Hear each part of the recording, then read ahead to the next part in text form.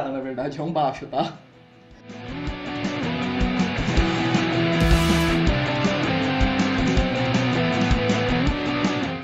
Fala aí galera, beleza? Aqui é o Link, sejam bem-vindos a mais um vídeo. Hoje estamos aqui para finalmente falar do capítulo 4 de Sallyface, falar de teorias, falar de Sallyface, que todos vocês queriam tanto que saísse mais um vídeo, e eu queria muito fazer mais um vídeo. Mas deixa eu avisar vocês aqui, a demora de fazer o vídeo não foi por falta de compromisso minha não. Eu queria realmente esperar que saísse o capítulo 4 em português, porque eu sei que tem muitas pessoas aqui do canal, mesmo fãs de Sallyface, que não querem só assistir serinha no YouTube, e não querem assistir só minha tradução, que querem mesmo jogar. Eu acho isso bem bacana mesmo, eu recomendei a todos vocês que viram a minha série que comprassem o projeto, que ajudassem lá o criador. Então, como sempre, o link do capítulo 4 vai estar aqui na descrição. Afinal, já saiu em português aqui para quem quiser comprar e adquirir o jogo.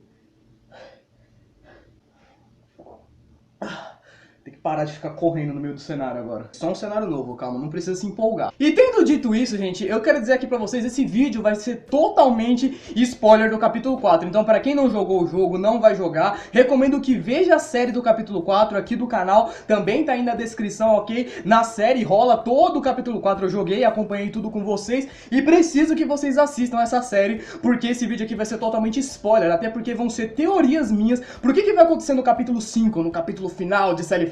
Então, sem mais delongas, vamos aqui ao vídeo. Bom, eu acho que todos vocês aí que viram a série sabem como é que foram as minhas reações, né? Eu realmente não sei o que dizer de verdade desse capítulo. Foi triste, mano. Foi só triste, tá ligado? Tivemos tanta coisa seguida que aconteceu de uma maneira tão absurda assim. Morte do Larry, Sally assassinando um monte de gente, morte do Cell. E é claro, essa foi a principal razão por eu estar fazendo aqui mais um vídeo de teorias, né? Pra quem não sabe, 2 dias antes do capítulo lançar, eu tinha feito um vídeo de teorias aqui no canal, onde eu teorizava que o Cell ia morrer no capítulo e eu teorizava o porquê que o Larry tinha acertado. Eu acertei as duas teorias. Então eu decidi que vou me arriscar a fazer um pouco mais de teorias aí sobre Sallyface. De acordo com as coisas que o jogo entrega pra gente, eu acho que ele deixa, o Steve gosta de deixar ali uma coisa ou outra falando pra gente como é que vão ser os próximos capítulos. E a minha teoria pro 5º capítulo é basicamente que, gente, eu acho que ou o Cell não morreu, ou ele vai voltar de algum jeito. E começando com os primeiros argumentos, é claro, por que eu acho isso? Porque ele é um garoto especial, e não só por ele ser um garoto protagonista do jogo, ele é um garoto especial e é dito nesse capítulo que há uma profecia sobre ele. Mas antes disso eu tenho que mostrar pra vocês todos os fatos dizendo por que ele é realmente uma pessoa especial aí dentro do universo de Sallyface. Primeiramente, gente, eu devo lembrar a vocês aí de uma coisa bem ruim que aconteceu nesse próprio capítulo 4 mesmo, que foi a própria morte e condenação do Cell por conta do júri. O júri que tinha ali, vocês sabem, um Dr. Enon falso, que era provavelmente dos Devoradores de Deuses. E como o próprio Cell e os meninos já haviam dito, existem realmente conspirações na polícia de Knoxville, que também é falsa. Então vamos analisar aqui mais ou menos o que a gente tem até agora no capítulo 4, como é que funcionaram os planos do Cell e da equipe dele para poder parar os Devoradores de Deuses. Eles acharam que tinham destruído o demônio dos Olhos Vermelhos, mas na verdade não. Larry tinha alguma coisa estranha possuindo ele, morreu. Todd foi capturado e se tornou receptáculo do Red Eyes. Cell tentou salvar todo mundo, mas acabou em si falhando, porque teve que matar todos depois. Cell estava condenado com todas as provas contra ele, estava praticamente perto de receber punição capital e ser morto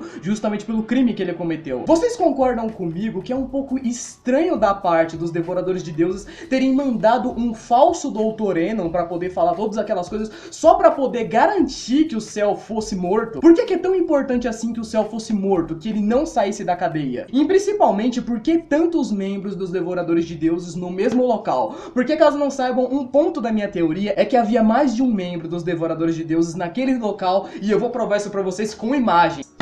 Agora se prepara que a cabeça de vocês vai explodir. Outro ponto bem interessante que aconteceu no episódio 3 da minha série, que eu prestei muita atenção, é que quando o Cell vai conversar com o Larry, vocês se lembram? Eles estão na casa da árvore e o Cell decide falar algumas coisas sobre o pai do Larry, Jim Johnson. Ele diz que o Jim Johnson, na verdade, era um infiltrado nos Devoradores de Deuses, que ele se sacrificou para poder salvar a mãe do Larry e o próprio Larry, e que teoricamente estaria morto agora e teria se transformado nesse fantasma aí que vocês estão vendo ao fundo e estava tentando se comunicar com o Cell.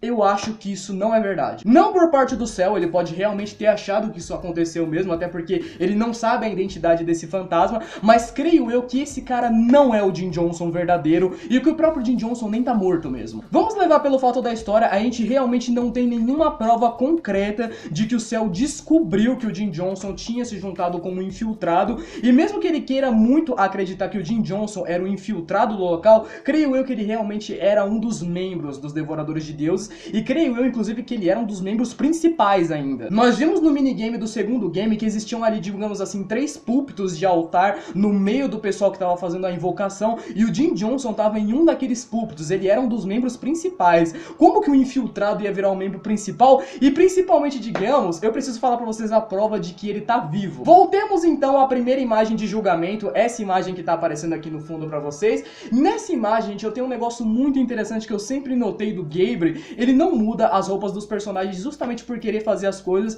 no estilo de um desenho animal, apesar de passar anos e anos, os personagens sempre continuam com suas roupas e visuais padrões, assim como passaram 5, 6 anos e o Cell ainda estava usando a mesma blusa, a mesma calça vermelha, e isso era justamente pra gente reconhecer os personagens mesmo de costa. Por exemplo, vou passar umas imagens aí pra vocês, a gente pode muito bem reconhecer que o Neil estava presente nesse julgamento, pelas roupas dele, pela pele dele, por nenhuma diferença. Existe um outro ponto do julgamento onde podemos ver uma imagem mais no cantinho, a gente pode reconhecer a Maple, podemos ver o corte de cabelo dela todo certinho, ela tá com a mesma roupa da qual ela tinha aparecido no capítulo 4, e todos esses personagens a gente pode reconhecer muito facilmente. O Travis, que apareceu no capítulo 3, que eu disse que tinha se tornado padre, pelo visto também estava no julgamento, e se formos levar em consideração para que o Jim Johnson, pai do Larry, fosse, digamos assim, tivesse se tornado aquele fantasma que estava ajudando o Cell com tanta coisa, ele teria que ter morrido para se transformar num fantasma. Vocês concordam? Não teve nenhum momento até agora na série onde um fantasma foi apresentado pra gente que não tivesse morto. Então, de certa forma, se o Jim Johnson realmente morreu e se tornou esse fantasma,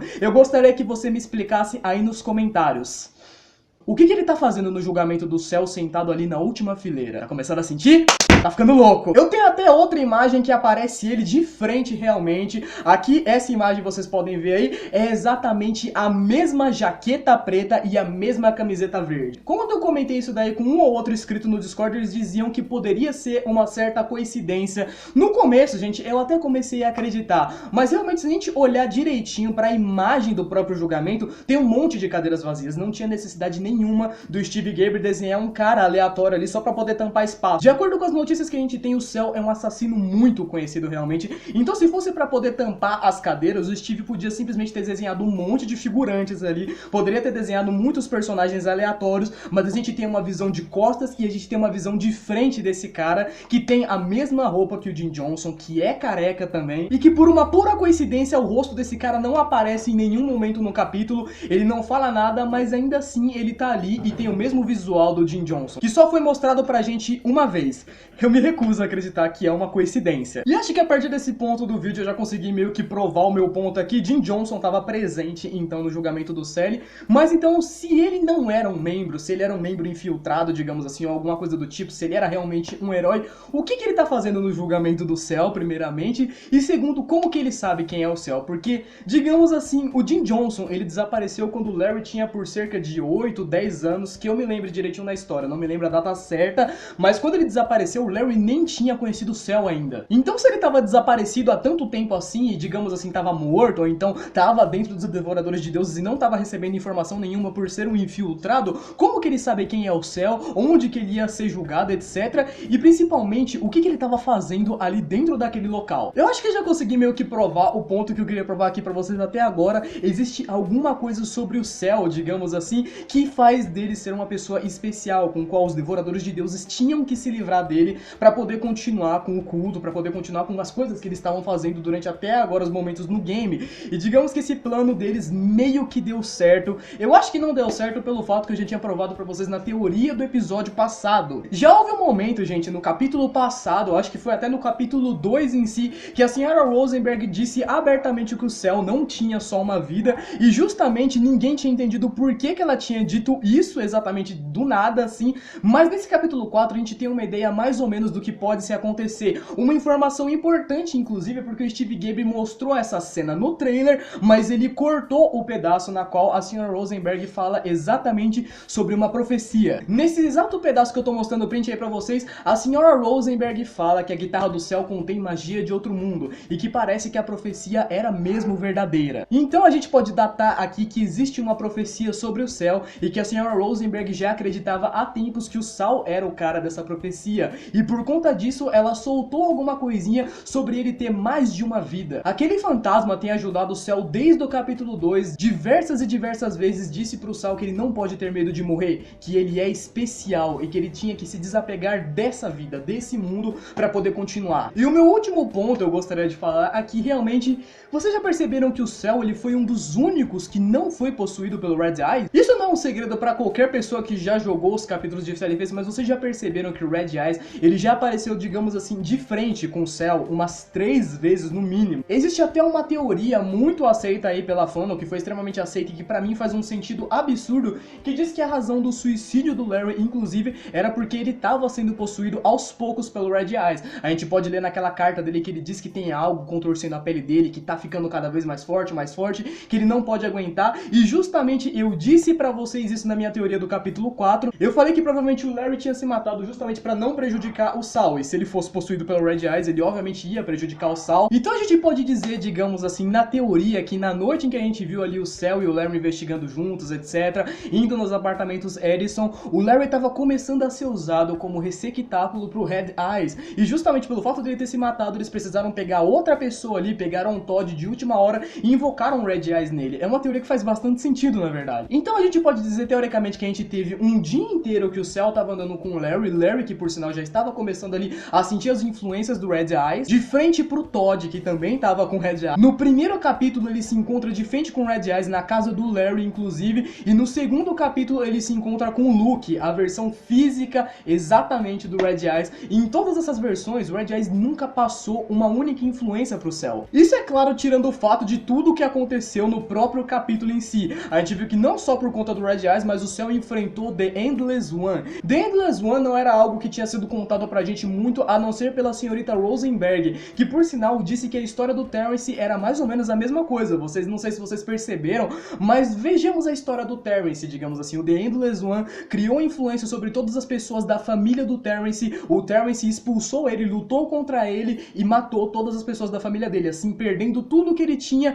Mas uma coisa aconteceu no final da história do Terrence que o diferencia do Cell.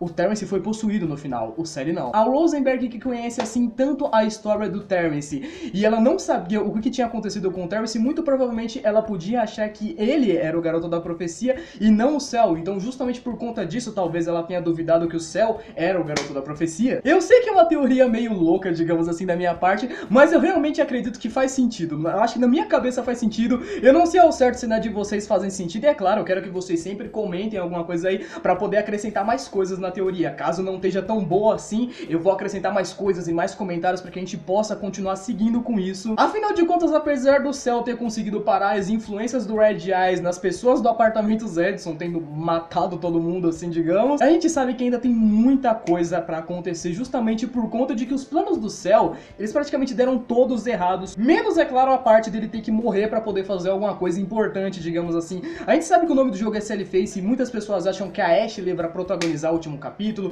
que ela vai protagonizar, que o Cell vai virar um fantasma e vai ajudar ela. Gente, o nome do jogo é Cellface e tem um fantasma falando desde o capítulo 1 que ele ia morrer. São evidências e evidências que a gente teve todos os capítulos que ele precisava morrer pra fazer algo grande. E no final do capítulo 4 tivemos o cliffhanger absurdo de, apesar de tudo que aconteceu, ele morrer. Eu creio que isso não foi, digamos, por acaso. Ele só morreu e agora a Ashley vai virar a protagonista no capítulo final. Não, vai ter que ser outra coisa. Até porque qualquer pessoa normal que se aproximou do Red Eyes, das influências até agora, acabou sofrendo influência, digamos assim, em sendo infectado de certa forma e tendo que ser morto até o final do capítulo. O único que conseguiu enfrentar tudo e sair ileso até o momento foi o próprio Cell com a guitarra de monocromático dele lá. E por enquanto, digamos assim, o Todd ainda tá infectado, o Todd ainda tá possuído, o Larry tá morto, a Ashley tudo bem que até o momento ela tá ok, mas a gente sabe que ainda tem membros dos Devoradores de Deuses pelos locais. Afinal de contas, a gente viu o Dr. Enon falso, a gente viu o Jim Johnson aparecendo ali no julgamento do céu. Nenhum dos membros dos Devoradores de Deus tiveram sua identidade revelada.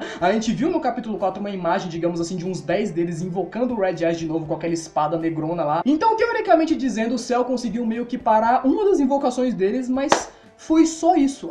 Eles ainda estão todos lá, o Red Eyes ainda tá no Todd, eles ainda podem muito bem tirar o Red Eyes do Todd, colocar em outra pessoa e continuarem com os planos deles, quaisquer que sejam, porque a gente não sabe. E vamos pro meu último ponto da teoria, por que eu acho que o céu realmente é especial. Pra isso a gente vai ter que voltar um pouquinho mais lá no começo do capítulo 1, digamos assim, lá no início da história, quando ficamos sabendo, digamos assim, de certa forma, a origem do céu, toda aquela coisa traumática que ele teve que passar com o cachorro que matou a mãe dele, que arrancou a cara dele, digamos assim. Gente, creio eu que isso não foi só um acidente que aconteceu do nada, assim, porque, digamos, a gente consegue ver de certa forma o rosto do céu nesse capítulo. Inclusive é uma curiosidade bem bacana, né? Eu acho que muita gente não percebeu, por sinal, o rosto do céu apareceu um pedaço bem grande do rosto dele, tirando os olhos aqui. A gente vê que ele tem a boca toda rasgada, ele não tem nariz, por sinal, dá pra ver isso na imagem. Então o cara que fez essa imagem aqui, ele meio que acertou, parabéns. E digamos que assim, gente, em histórias de terror, principalmente como Sally Face, onde todas as coisas são conectadas, todas as pontas se ligam em algum momento, a gente tem visto isso desde o capítulo 2, simples frases como você não tem somente uma vida, ou você não deve ter medo de morrer, simplesmente vão se concretizando de acordo com as épocas que os capítulos vão passando. Um acidente dessa magnitude não pode simplesmente ter sido algo que aconteceu do nada. Até porque no caso do ataque, a mãe do céu morreu, mas ele permaneceu vivo. Por que ele permaneceu vivo? Um dos pontos interessantes sobre essa parte, que não sei se vocês se lembram, mas no capítulo 3 a gente tem vários livros lá no local onde fica aquele culto, e o céu, por sinal, diz em um dos livros que ele tem uma capa de madeira, etc, e ele diz que tocar esse livro me dá uma estranha nostalgia. Apesar de ser um livro que tem uma relação com magia, nostalgia, ele sentir isso não significa, digamos, uma certa forma do Steve Gaber dizer que ele já esteve perto de um livro desses uma vez. Então a gente fecha, digamos assim, essa teoria com uma dúvida. Eu acho que essas confirmações de coisas que eu coloquei aqui pra vocês do capítulo 4 só devem ter dado aí mais dúvidas pra vocês do que quando vocês chegaram no vídeo, mas a gente sabe de uma coisa, o céu ele precisa fazer alguma coisa no mundo dos espíritos e depois ele provavelmente pode ou não voltar, mas a gente precisa saber ainda uma coisa, o que é o céu, por que ele é especial, por que eles tiveram que apagar ele, por que tiveram que mandar um doutoreno, fazer todo um julgamento só pra poder apagar ele. Eu deixo essa dúvida aí pra vocês nos comentários e eu quero saber as teorias de vocês também. Obviamente, gente, eu quero que vocês sugiram nos comentários também vídeos novos de Sally Face pra fazer. Eu vou estar fazendo muito conteúdo desse jogo, que foi sensacional, cara. Esse capítulo 4, nossa, meu Deus, quem assistiu minha série viu, foi emocionante, foi empolgante. Aquele final, nossa senhora, explodiu minha cabeça. Então eu espero que vocês tenham gostado do vídeo também, espero que não se importem com o novo cenário, que ainda não é um cenário de verdade, mas futuramente talvez tenha um cenário de verdade, hein, não é? E muito obrigado, é claro, por terem assistido o vídeo. Não esqueçam de se inscrever e comentar aí embaixo se não for inscrito ainda, beleza? Muito obrigado por terem assistido, gente. Valeu, falou, um beijo e abraço. Fui!